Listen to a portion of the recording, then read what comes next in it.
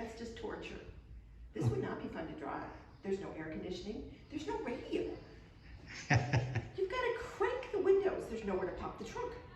No, thank you.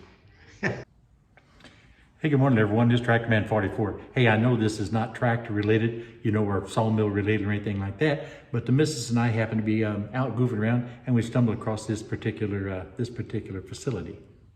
What I think we're looking at here is a very pristine, probably a 1927, 1928 Chevrolet Coupe. I guess they call these. I don't really know. Maybe a Roadster. I don't know. Looks real nice inside there with a brand new Carter carburetor or a refurbished Carter carburetor. Fenders look nice. It's got a 1928 tag on it, which led me to believe that it's a 28. Have no idea what the model is, but you can see clearly it's a Chevrolet with an awesome Chevrolet radiator cap. And I'm sure that is probably a mercury fill that has to do with temperature that changes red as the temperature increases. That's totally a guess. The interior is just equally as nice, complete with the wooden steering wheel, and I do believe the blinker system is totally added at a later date. But this is actually quite comfy as far as I'm concerned. You can see the brake light in the middle and then the two blinkers down low at the split bumper. That's pretty cool. What we're in is a replica of a service station or a mechanic shop from the mid to late 1920s, complete with new old stock rubber sitting on the floor. And a nice Mobile Oil porcelain sign with cast iron base. It's got Mobile Oil, it's all original, I do believe. And a whole raft of normal automotive wrenches and a few things that aren't really automotive wrenches. There's a punch and stuff there, and there's a depth indicator over here. There's of course a dial indicator right here, which is just as cool as can be. Normal wrenches for an everyday workshop. Flexible spout oil can. Soldering irons probably aren't too regularly used.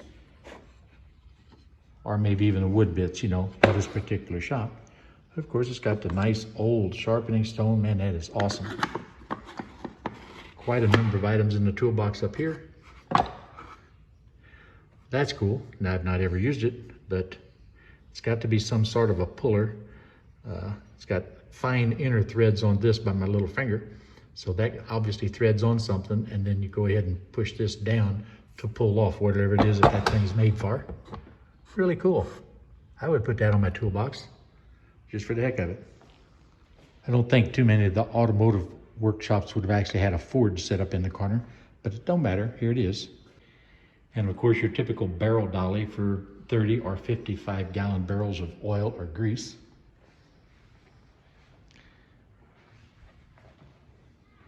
Man, look at that. They really used a lot of grease back in the day, didn't they? Underneath the workbench, more things. Some probably not used, but I do see a valve spring compressor under there. And a really cool voltmeter, though I don't know just exactly how they use that. That's a little before my time. Of course, there's your breast drill to go along with those wood bits up there. And more precision tools for delicate measuring, as well as additional tools over here, including a flaring tool or part of a flaring tool. More of the parts for the dial indicator over here. And of course, everybody knows that this is a hot patch tool. Man, this box here has a lot of cool stuff down inside it. And up here behind the box of precision tools is the neatest and oldest battery charger I've ever seen in my life. You can see here on the far left-hand side is a negative connection. You've got 2 volts, 6 volt, 12 volts, and 24 volt positions. That rotary switch right here is to select whichever one of those voltage outputs you want to maintain. This will actually show the charging rate of the battery charger as it's actually charging the battery.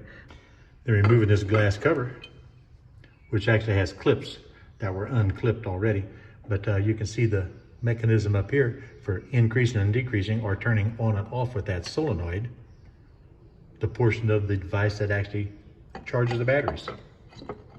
So that goes back on, then this will lock back in place, just like the old distributor caps, or just like the distributor caps we're familiar with.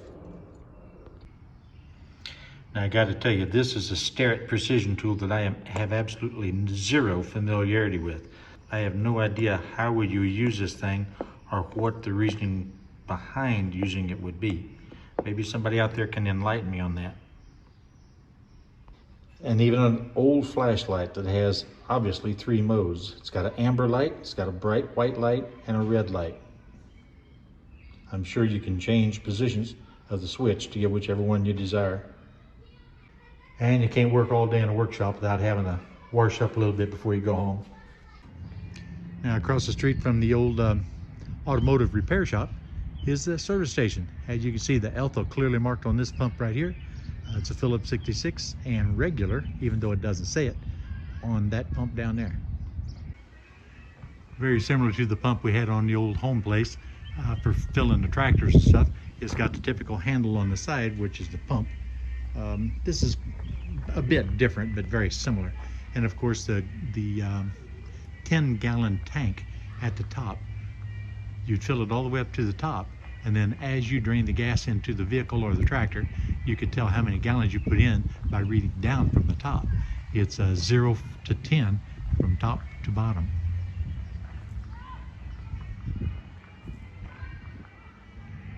Well guys, we stepped into another building, and here's I'm going to say a late 20s, and obviously it's got a 29 license plate, so we're going to go with 1929 Nash.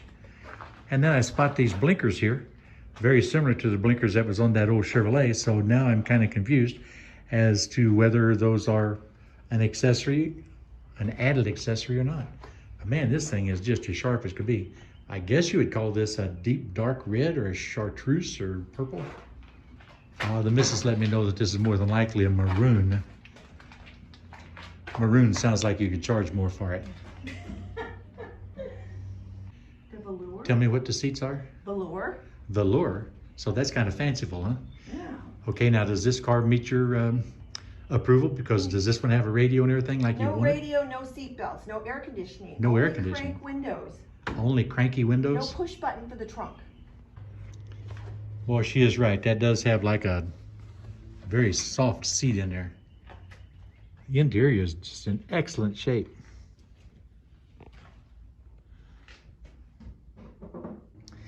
We have split rims all the way around, and check out the real neat Nash on the actual hubcap. Now that puller that I told you that I didn't know what was, I actually think it probably threaded right onto the end of your hubs, and then that push rod or the press portion would press on the end of the axle and you would pull your hubs right off. That's what I kind of think. This one too, real nice brass radiator cap. And look, it's got a temperature indicator right in the dead center on top. I'm sure that's a mercury filled indicator, and it says standard right in the very middle of it.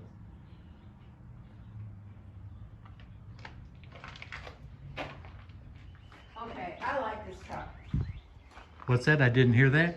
I like this truck. It's got a wooden bed. Oh, this is pretty sharp. Okay. Just when you think it can't get any better, we step into another building, and the missus is just very pleased to see this old Ford truck. She's a sucker for good woodworking. You can get me one of these. She said I can have one of these, folks. You heard it right here. Now the inside of this, of course I'm going into the sunlight, so it's a little bit glared, but the inside of this is just as nice as can be. Oh, it is. Just absolutely superb. Okay, we can see it a little better from over here. But yeah, it really does look nice. There's no doubt about it. Looks like a 9-foot flatbed on it, but I'm not certain. It's definitely a very nice job. That's all real nice oak. I don't see a single knot in any of the lumber at all. It's kept in this real nice shed here. Okay guys, so you heard it from the missus. The search is on. We'll be looking for a truck to redo.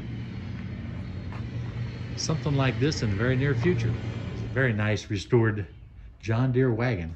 I assume it's restored. You know, a lot of times them old farmers kept everything in pretty good shape, and all I needed was a refurbishing. But there's not much deterioration in that wood underneath that paint, so I'm having a tendency to believe that the box itself has been redone. But those wheels now, the wheels, bolsters, everything here that's made out of wood, below is all original. Well guys, I hope you enjoyed taking a look, see what it might have been like about 100 years ago or so. I'm sure there were things that were a little bit easier and some things a little bit better, and a lot of things a lot harder and a lot of things a lot worse. So you know what, for now, this is Trackman 44 and I'm out here. But first, I gotta go find the missus.